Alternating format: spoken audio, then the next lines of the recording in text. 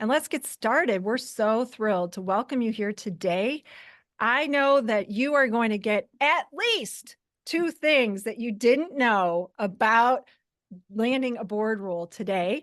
I'm Natalie Benamou. I'm the founder of HerCsuite. I'm delighted to be here with you today and with Naomi Kent. Naomi Kent does a lot of things, including being our Boards Circle chair. She is amazing. She helps all of the members in her C-suite boards land a board role. That circle came about because we were approached by some pretty big organizations that asked us, do you know anybody who can serve on a board?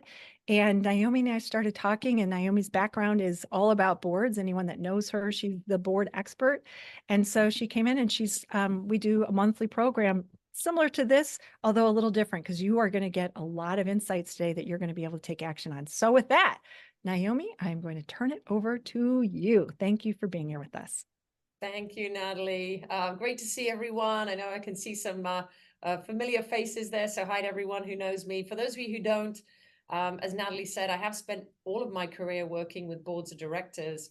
I started out working in London, so I have a very good understanding of the European market, and then moved to the United States and have really spent all my career here focusing on in a number of different ways. So on the recruitment side, working with the recruiters that are hiring board directors, and then working with the consultants and the businesses that surround boards, and then of course working with individuals who are looking to build their board career at the corporate level. And I'm certainly very passionate about it. I want to see more of the next generation of boardroom leaders taking on positions, and boards are changing. They're not changing that quickly, but they are changing. And so there's a lot going on in this space at the moment. So it's a great opportunity and it's an exciting time. So I am going to take you through some things today. When Natalie and I spoke about this event, I said, well, there's going to be a lot of people who are already in the board circle who will be at the session here today, and then there will be some people who are not. I found it really interesting to just learn a little bit about you all. Generally, I see this as well. A lot of people have served on nonprofit boards. They have a lot of experience there. But when it comes to the corporate space, that's where it becomes quite difficult, and it can be quite a challenge. So I'm going to actually go through, and I've never done this before with people. I do talk about it, but I'm going to start by talking about what are some of the things that you're going to get told to do when you say to people, oh, I'm looking for a corporate board, and why it's right, but it's also wrong. And so some of the myths that are out there about what you need to do to get on a board, and then I'll actually walk you through almost like a sort of a set of activities and a strategy that you need to put in place in order to increase your chances of being selected onto a corporate board. I welcome all kinds of chat and conversation, so please add anything in if you have a question on the way. And Natalie, if you could keep an eye on that, I'll be on my slides as well, but I'll also keep an eye out myself. All right. Okay, so your board journey, the secret to landing your next board role. Well, first of all, it's not really a secret, right? All of this, I'm sure, as I'm talking about it, is not going to be hugely, you're going to, probably a lot of it will sound very common and something that you may have done in the past. What I'm hoping that we're going to do today, and please make notes, by the way, today about some of the things that I'm talking about, because I know that you're going to put a lot of this into action today or tomorrow or in the future. So let's start out with some of the things that people tell you to do when you first start your board journey. So I hear this all the time. People come to me and they say, I've just been told to network, network, network, right? And for a lot of us, when we hear this, and again, if we've got no experience and we're just not sure what we're meant to be doing, for a lot of us, it looks like that. That's what we think about, right? This huge room, brightly lit. We don't know who these people are, bunch of name badges. Like, what is this? How am I going to get anything out of this? And what tends to happen, and if any of you are stalled in, moving forward with your board journey, it partly could be because you want to avoid this, right? And I don't blame you. So do I. But you'll be happy to hear this is not the kind of networking that we're going to be talking about today. So this is something different. Another thing that they tell you to do that may stall you as well. This stalls a lot of people. Create a bio. Create one. Just go get a bio. And for a lot of us, we think, well, I've never written a bio before. I've never even written my own resume. I'm not sure I'm into this. I don't even know what it is. And we're just not sure to go about this either. So again, we run up against a block. We're not sure what we're meant to be doing. So we just don't pursue it. The networking seems awful. The bio seems just, I don't even know where to start.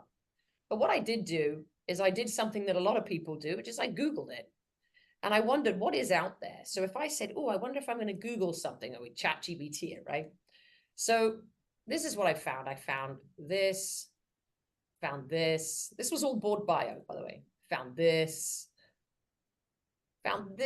looks a little bit similar, but the wording was off. And then this, which looks like a company bio. None of these are any good. So again, we're blocked again. You know, how do we copy this? I've seen people do that. They've copied bios, they've rewritten them, or they've just kept some of the words in there from someone else's bio. You're stumbling again on your board career, and you're not sure why. And it's not your fault, right? But people are being kind, and they're trying to help you. The third thing, and the last thing I hear again, and you probably hear other things too, but the last thing I hear a lot of is, oh, go talk to a recruiter, right? Just go do that. And again, your mind explodes. You're like, which recruiter? Who do I speak to? What am I going to say? I don't have a bio. I don't know what I'm meant to be doing here. So you either do go and speak to a recruiter and you get rejected, or you're gone to the wrong recruiter for whatever reason, or you go to or you don't talk to anyone, and again, you're blocked. So this is what I see with a lot of people is they've started the board journey. It's in their mind. They want to do it. Like a lot of you, I think it was 82% of you would love to get a board in the next 12 months. That was like the majority. So it's on your mind. You're ready to go. But every way you turn, it's a wrong turn, or it's the wrong information. So good news is today I'm going to actually walk you through the process. And it starts with a process and it ends at an ending too. So this is something that has to be done consecutively in order to get it right. So what should you do, right? Those big networking rooms, they don't work. Building your own bio just from scratch with no information about what you're doing, that doesn't work. Which recruiters do I speak to, and how are they going to be helpful? The first thing that you should do, and this is probably I know there's a lot of C-suite execs in the room here and a lot of people who are at very senior level executive roles. It's not a surprise that you have to create a strategic plan. Okay, you need to have a plan for your board career. Just like anything else, it needs to be laid out and you need to follow it. And I have something that I call the 3 Ps: prepare, position, and pursue. Now, you could probably apply this to a lot of things in life. I apply it to the board journey. Get prepared, be positioned, and pursue. So be active. So as we go through this process that I'm going to walk you through, I would like you all, I'm going to ask questions, and I'd like you to write them down. So get a pen and paper, or if you're on an iPad, then write it on the iPad. But I'd like you all to actually see if you can answer these questions. And if you can't answer the question, that's a result in of itself. That's maybe an area that we can start working on. And certainly in HerCsuite and in the boards group, we do not only group work, but we do one-to-one as well. So let's kick off. So what is the strategy? So first of all, I want you to all ask yourself, what is your value to a board of directors? So I want you to list out all those things. Now, we might not have time right now because I'm going to move on to the next thing. We've got another half hour of this, so I want to make sure we go through these quickly, but write it down. What are the things I bring to boards? Only boards, right? Thinking through what committees would you serve on? What are the skills you bring? What's your experience? What are your board level values? If you're not sure what a board level value is, I suggest you read The Duty of Care and The Duty of Loyalty, which is part of your governance and roles and responsibilities of board directors. What do you do for boards? What's your value, right? You've got to work that out before you can do anything. The second thing that you need to decide on, and this is a tough one, which boards are actually going to be right for you. Okay, so I want you to isolate. I prefer 1 to 2, but some people put it 3 here, but 1 to 3 board types only that are a good fit for you right now. We're going to go through the board types in just a moment, but what is good for you right now? I'll give you an example. A lot of you said that you wanted to be on a private company board. Where was that? Lost my paper. Here it is. A lot of you said you wanted to be on a private company board, but some of you might be thinking, I saw some others on there. Maybe you want to be on a public company board. Maybe that's your end goal. But maybe you know that you don't have a lot of board experience, so you need to get experience now in order to reach the bigger boards later. That's fine. You need a plan, right? It's all about having this strategic plan. And then I want you to research those boards and understand the roles and responsibilities of those particular boards. Now we're going to jump into the board types, and I'm going to blow your mind because you're probably thinking, well, private, that's it. No, it goes much, much deeper than that. Let's talk about corporate advisory boards. If you're not sure what it is, write it down, quick Google search. It's basically no fiduciary responsibilities. But if you say, I want to be on an advisory board, there are startups, there are young companies, there are mature and public companies that have advisory boards. You need to hone in on which one it is that you're going to be really good at. Okay. And that takes a level of understanding of what goes on that board. So if you're not sure, do the research. Corporate advisory boards are pretty good at getting that corporate experience before you get onto a fiduciary board. So there's just one I wanted to throw out here as well. Now, this list, actually, I couldn't fit on the page, but there's plenty of others. But on the privately held side, so people say, hey, I want to be on a private company board. Founder owned, family owned, it's very different. Investor owned, a company that is preparing to be to IPO, a company that's going through a lot of M&A, either being acquired potentially or acquiring others or merging. There's hedge fund boards. I don't know if anyone's ever knows much about those. Very different from what the experience you'd have on a family-owned board. And then things like credit funds and fund manager type boards. Again, all of these are very, very different. I want you to think about the 1 to 3 that are right for you. Public company, again, oh, I'd love to be on a public company board. I want to hear about size. I want to hear about what they're doing. Some of them are going to go private, so they need a different board. They need a different board to be able to take them, and help them with that process. Some of them need refinancing. Some of them are turnaround situations. And then we have ESOPs. I don't know if anyone's been on an ESOP board or they've been at an ESOP. It's different, right? It's a different situation, right? So when I say you really got to narrow it down to 1 to 3, once you do that, everything else will start to make perfect sense to you because you have a real goal. You have a real, you have something that you're actually going to do. Mutual fund boards are another one. I had a client of mine, actually, she's come out of finance, and we determined that private companies were not the right fit, but mutual funds were. And it took her about 9 months to a year. She got on a mutual fund board. But she was heavily focused on getting on a mutual fund board. She did not stray. So being very specific and targeted actually helps you get there faster. Okay, more questions. Gone through these 2. What are my value? What boards are right for me? Now, once we've determined those boards, the third part, and this now lines up with some of the bio information, is what is my verbal board pitch? Right? So how am I going to describe myself as a board director? And for those of you who are in HerCsuite boards group, I talk about this all the time. I think the majority of the time that you have any kind of interaction with anyone, you're going to be telling them about how great a board member you're going to be. They will not be reading your bio. In fact, they'll probably listen to you first and then ask for your bio. So that board pitch needs to be absolutely perfect. And guess what? It's not an executive pitch. And it's not a pitch about your company, and it's not a pitch about you as a consultant. It is totally different. And I know we go through a lot of pitch work in the session. Basically a pitch, that there is a design, there is a process to that too, of how you describe yourself. The one piece of advice I would give you is really know the roles and responsibilities of board directors. Then you can apply it.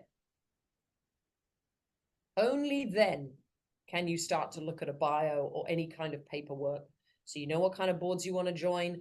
The design makes a difference too. I think you remember those designs. There was some very quirky colors. There were others that were a little bit more sort of formal. Depending on the board, you may want to modify the look, right? I would always err on the side of formal, my personal opinion. I would not go with colors or things like that. But again, depending, you're a startup, board director, experienced, you may be able to do that, right? You may be able to get away with it. But the paperwork comes second, board pitch comes first. Let's keep going. Now, we talked about networking.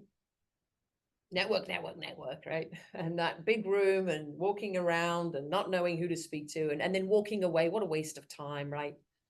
Do not waste your time going into big rooms like that, thinking that you can just, shoot in the dark and find somebody that's going to be helpful or someone that's going to be interesting. Do not waste your time speaking to people who cannot help you. If you know what kinds of boards you want to join, you can then target the right people. So, for example, if one of you said, "Hey, I've been an executive at family-owned businesses. I think I'd be a good fit for a family-owned board." Bingo, great. Now, who are you going to go speak to? CEOs of family-owned businesses, right? Board members of family-owned businesses, or the consultants, the lawyers, the bankers that work with family-owned businesses. You might want to take them out to lunch. So now, do you see how you've narrowed down the board? You now narrow down the people. So rather than walking into a room of 400 people and giving out your business card and waiting for something to drop, you're actually starting to go and be very targeted. Now, I also want to give you some advice on your network. Think about your network as two parallel sort of train tracks, right? Running next to each other, but they are different. One are the existing people you've known for many years. Everyone here on this call probably has an outstanding reputation. You've done some great work in the past. People know you, people know your name, people know what you're about.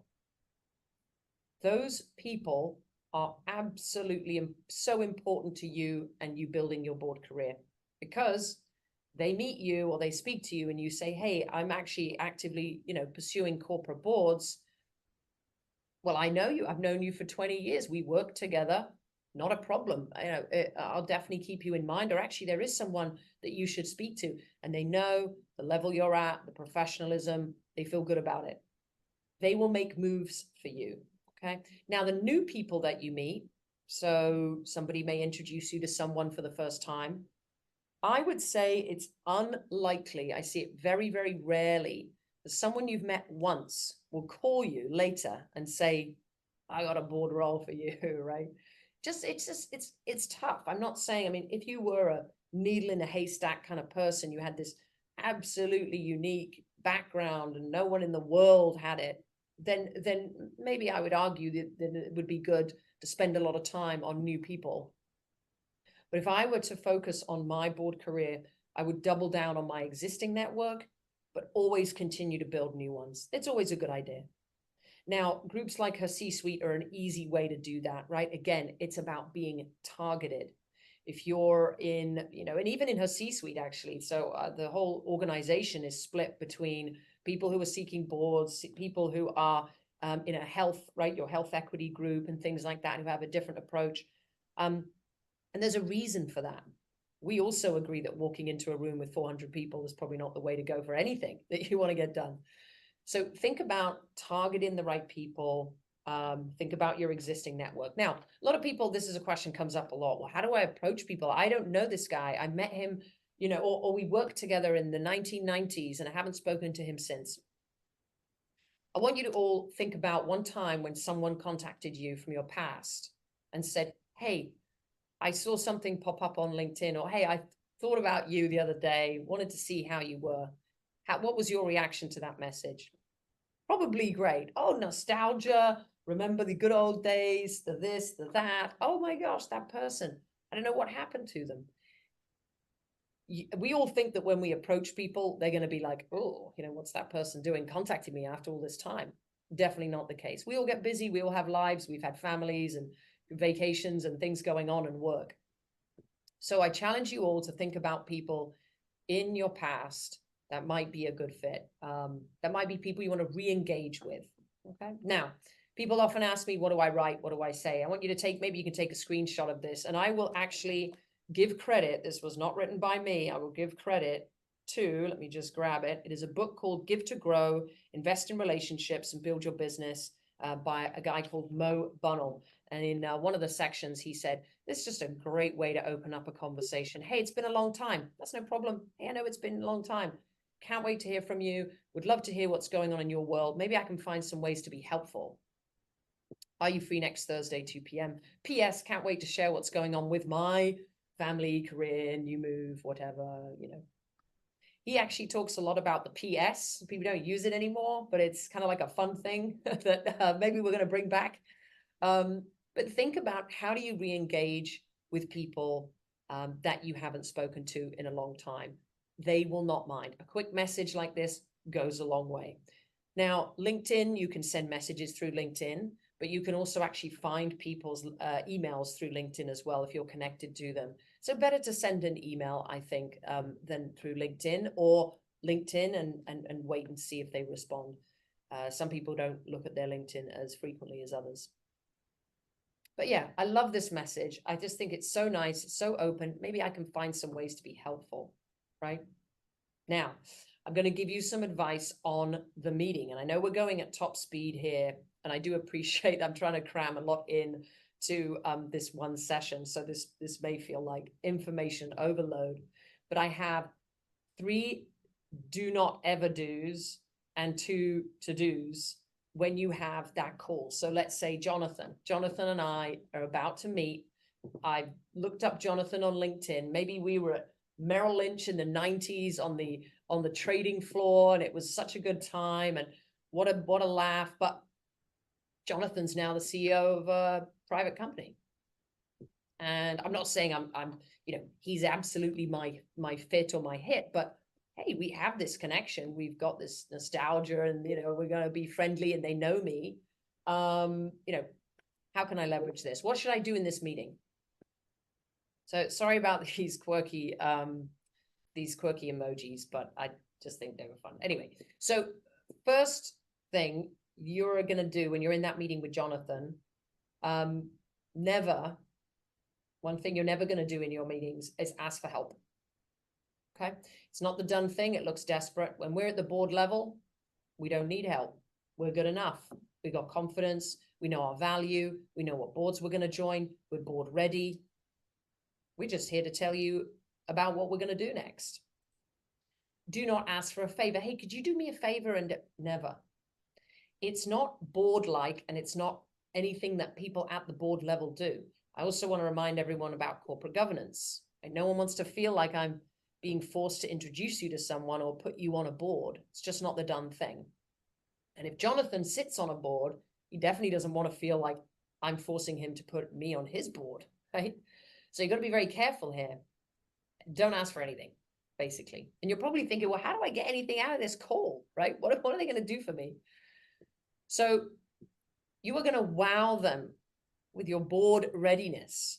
You're going to tell them that you're actively pursuing corporate boards. Apart from everything else, you're going to catch him up because the last time you saw him was 2012 or 18. And hey, what happened during COVID? My family, my world, my this, my job, everything's, maybe there's been some change in your life, health-wise, whatever, everything's great. I'm also actively pursuing corporate boards. And then you can tell them a little bit about the types of boards that I'm pursuing are, and what I bring is something else, and right? So you start to pick up on some of that. You start to just tell them what you're trying to do and what you're doing next. And the next thing that you want to do is, and this is a piece of advice, hopefully this is one of the two things that maybe the things that you did not know, is I always, when I'm in a networking call, I always encourage my clients to ask the other person to speak first. So when you go open the call with Jonathan, you've known him for years, whatever, say, hey, Jonathan, so glad you could be here. Of course, you've recommended the meeting, or maybe you haven't. Jump in real fast. Jonathan, would love to hear about you. What's been going on? How has it been? Tell me about you. You're going to listen. You're going to understand what's going on in their world. What can you relate to as they speak? Oh, I've been there. I've done that. Yep, I have that connection, right? You're trying to build a rapport with this individual. But then start to offer help. And it could be, oh, you said that, you really, I don't know, you work very closely with the media and entertainment businesses. I wonder if there's somebody I might know. What types of people do you work with? Start offering help to them. Start coming forward with ideas. Oh, you went to the Bahamas, or you're going to the Bahamas this year. Oh, I've been there. I went to this really great restaurant. Let me see if I can get the name of it. I'll ask my husband, or I'll ask somebody, or I'll get it for you. Start to offer help for them, and it will come back in return. It's just the way that we work, right? But set the scene that this is not just a tell-all. I'm just going to tell you what's going on. I'm going to ask for favors. But it's actually, you're just telling me about yourself, and I'd love to help you, right? Now, does this work 100% of the time? Can't guarantee that.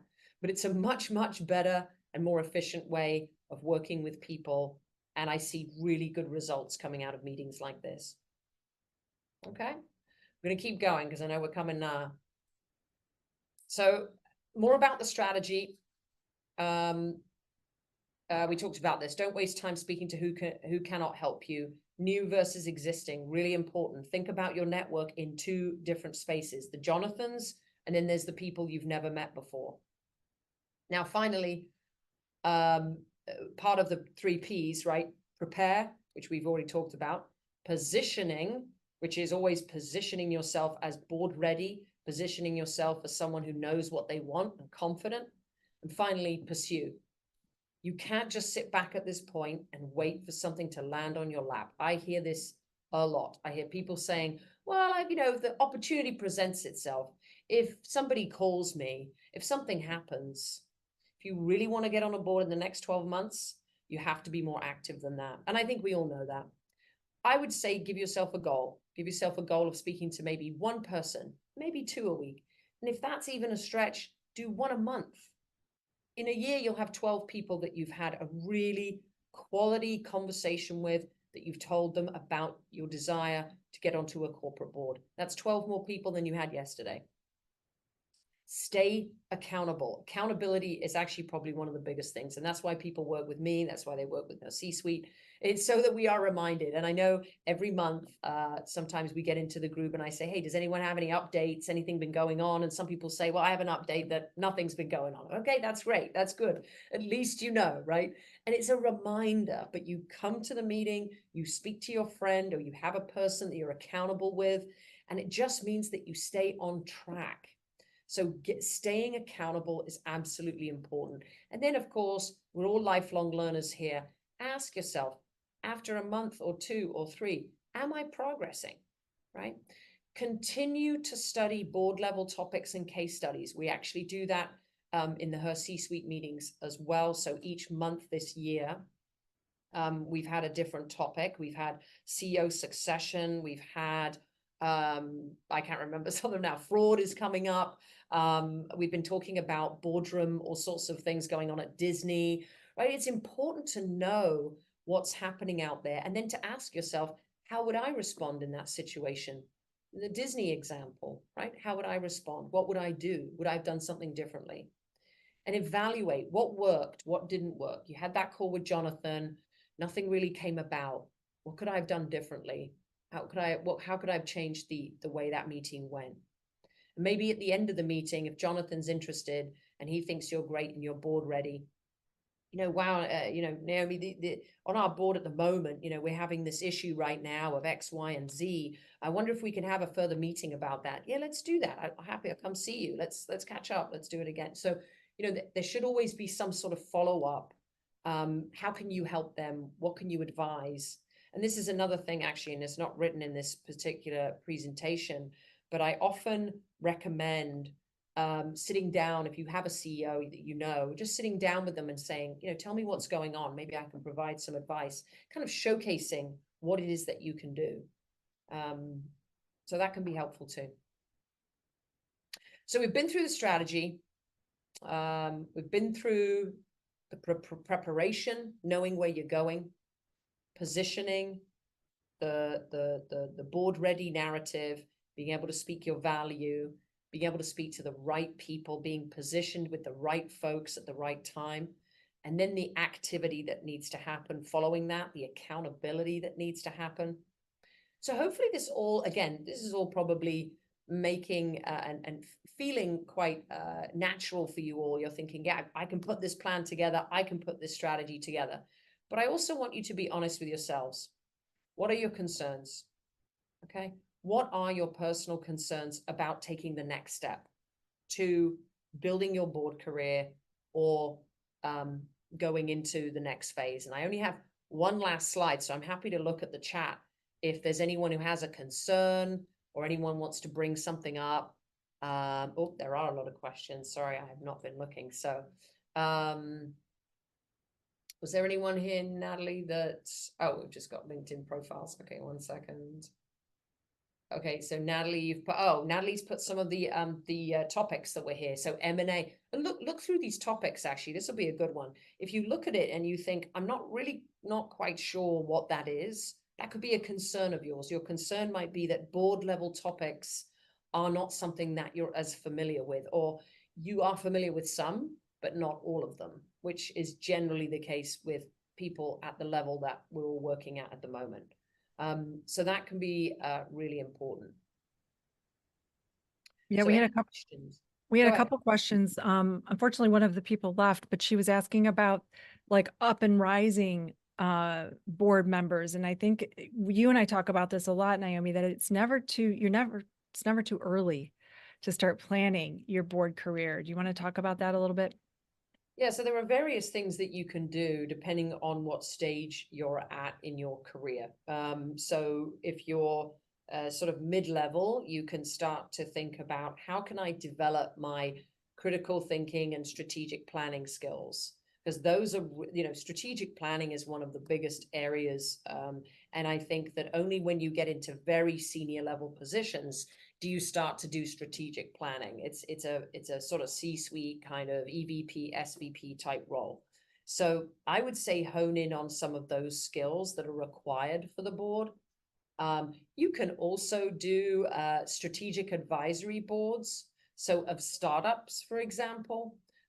So, speak to your friends, speak to people you know. What is it that you need to be doing? How can you really leverage your skills, and how can you share that with small companies? And then when you get to maybe a higher level, you might be thinking more about fiduciary boards. And so it really is a different phase. But I also think that you need the experience in order to get onto the bigger boards. I'll share some stats with you all. And by the way, just the final slide here is just everybody has an action item here. You need to develop your strategy. I think that's pretty clear from everything we've talked about. So very simple, one message here. Develop that strategy after our call today. But I'm going to stop sharing here. Slides. There we go.